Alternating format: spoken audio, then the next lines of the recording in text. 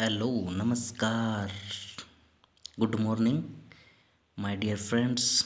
आज हम प्रारूप समिति के बारे में कुछ स्टडी करेंगे और बहुत ही महत्वपूर्ण है। यहाँ से एक दो क्वेश्चन तो बन ही जाते हैं प्रारूप समिति से हमारे किसी भी पेपर में। संविधान सभा की सभी समितियों में सबसे ज़्यादा महत्वपूर्ण थी प्रारूप समिति। इसका गठन 29 अगस्त 1947 को हुआ था। यह वह समिति थी जिसे नए संविधान का प्रारूप तैयार करने की जिम्मेदारी सौंपी गई थी। इसमें 7 सदस्य थे जिनके नाम इस प्रकार हैं। ये देखिए 7 सदस्य थे। इसके अध्यक्ष थे वो डॉक्टर भीमराव अंबेडकर, सबसे पहले सदस्य ये अध्यक्ष थे इसके। उसके बाद number 2 N Gopal Swami Ayyar, number 3 Alladi Krishna Swami Ayyar, number 4 doctor K M. Munshi, number 5 Syed Mohammad Saadulla, number 6 N Madhavrao. इन्होंने बी.एल. मित्र की जगह ली थी, जिन्होंने स्वास्थ्य कारणों से त्याग पत्र दे दिया था।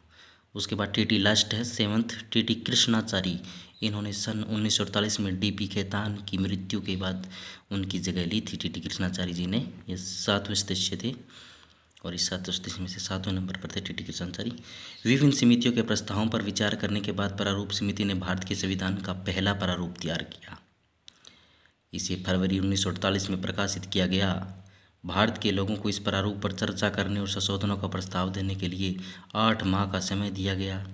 लोगों की शिकायतों, आलोचनाओं और सुझावों के परिप्रेक्ष्य में प्रारूप समिति ने दूसरा प्रारूप तैयार किया, जिसे अक्टूबर 1948 में प्रकाशित किया गया। प्रारूप समिति ने अपना प्रारूप तैयार करने में 6 माह से कम का समय लिया। इस दौरान उसकी 141 बैठकें हुई।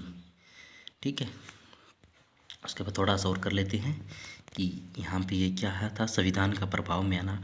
डॉक्टर भीमराव अंबेडकर ने सभा में 4 नवंबर 1948 को संविधान का अंतिम प्रारूप पेश किया। इस बार संविधान पहली बार पढ़ा गया। सभा में इस पर 5 दिन यानी कि 9 नवंबर 1948 तक आम चर्चा हुई। संविधान पर दूसरी बार 15 नवंबर 1948 से विचार होना शुरू हुआ। इसमें संविधान पर खंडवार विचार किया गया। यह 17 नवंबर 1949 तक चला। इस अवधि से कम 653 संशोधन प्रस्ताव आए, जिनमें से वास्तव में 2473 पर ही सभा में चर्चा हुई।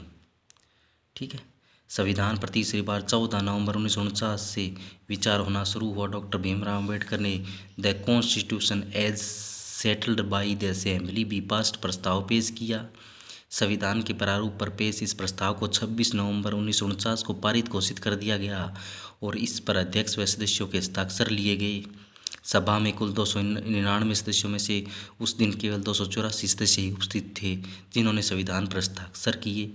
संविधान की प्रस्तावना 26 नवंबर 1949 का उल्लेख उस दिन के रूप में किया गया जिस दिन भारत के लोगों ने सभा में संविधान को अपनाया, लागू किया व सेवा को संविधान सौंपा। 26 नवंबर 1949 को अपनाए गए संविधान में प्रस्तावना में 395 अनुच्छेद और 8 अनुसूचियाँ हैं। आज 12 अनुसूचियाँ हैं को प्रस्ताव को पूरे संविधान को लागू करके बाद लागू किया गया। प्रस्तावना को पूरे संविधान को लागू करने के बाद लागू किया गया। नए विधि मंत्री डॉक्टर भीमराव अम्बेडकर ने सभा में संविधान के प्रारूप को रखा। उन्होंने सभा के कार्यकलापों में बढ़ चढ़ कर हिस्सा लिया। उन्हें अपनी तर्कसंगत व प्रभावशाली दलीलों के लिए जाना जाता था। उन्हें भारत के संविधान के जनक के रूप में पहचाना जाता था। इस महान लेखक